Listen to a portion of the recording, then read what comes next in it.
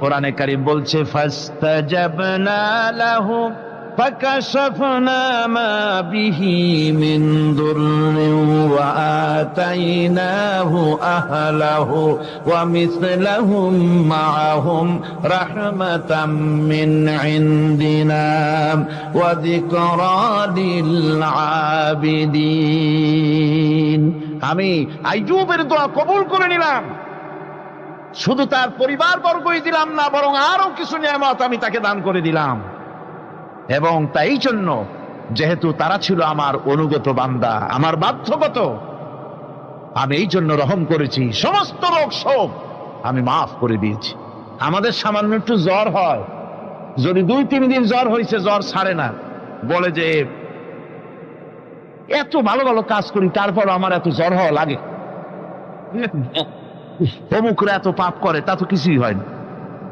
খালি আল্লাহ আমার চোখে দেখলো, আমার বউর অসুখ, আমার অজুমুড়ি সারি না। ভাইরা, আপনি ঠিক পান না যে কি গুনাহ আপনি করেন।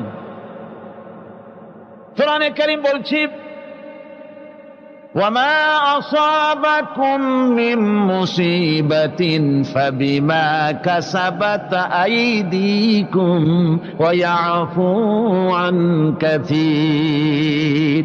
যত বিপদ তোমাদের উপর আছে সব দুই হাতের কামাই করা, আর আমি তো অনেকগুলো ক্ষমা করে দেই।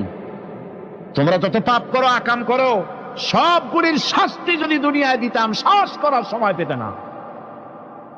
অসুখ হলেই অধৈর্য হয়ে যেও না, ধৈর্য ধরো। আল্লাহ পাক বলেন শুধু আইয়ুব নয়, ওয়া ইসমাঈল ওয়া ইদরিস ওয়া যাল কিফলি কুল্লুম মিনাস সাবিরিন। এইভাবে করে ইসমাঈল, ইদ্রিস, জুলকিফল সবাই ছিল ধৈর্যশীল। জোরে বলেন সুবহানাল্লাহ। ধৈর্যের চরম পরাকাষ্ঠা ছিলেন তিনি। কোরআনে কারীম নবীদের এই কথাগুলি আমাদের শোনাচ্ছেন। হযরত ইয়াকুব আলাইহিস সালাম, কলিজার টুকরা সন্তান হযরত ইউসুফ আলাইহিস সালামের জন্য তার মনটা পাগল ছিল। এত সুন্দর করে আল্লাহ তারে বানাইছিলেন, এত তিনি ছিলেন সৌন্দর্যের পিরামিড, যারে দেখলে চোখ ফিরানো যায় না। এমন সুন্দর সুপুরুষ, যারে দেখি